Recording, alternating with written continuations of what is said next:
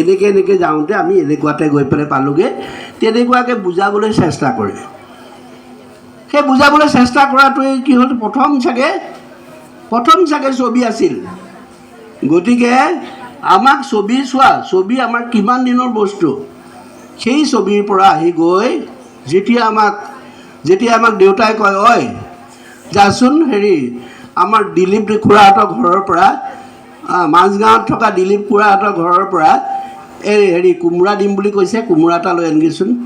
তেতিয়া ল'ৰাটোৱে কয়, মই চিনি নাপাওঁ দেউতা, এইফালে।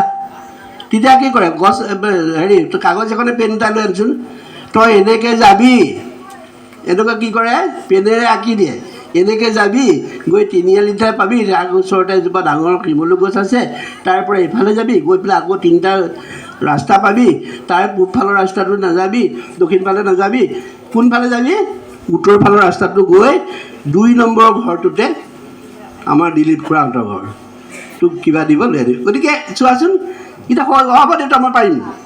কিহে সহায় কৰিলে আমাক? আমাৰ অংকনে সহায় কৰিলে, আমাৰ ছবিয়ে সহায় কৰিলে।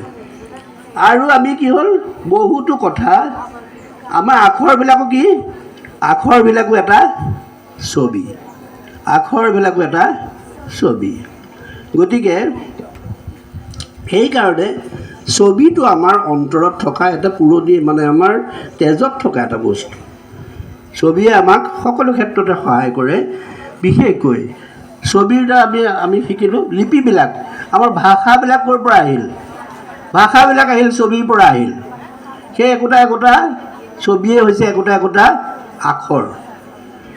সেয়া আমাক সহায়, আমি মুখস্থ কৰি থাকিলে এইটো একো নাজানো, কিন্তু যেতিয়া ত্ৰিভুজ এটা আঁকি এটা বাহু যেতিয়া আমি আগুৱাই দিম, তেতিয়া ইমান সহজ হৈ যায়, আমি সেইটো চাই মনত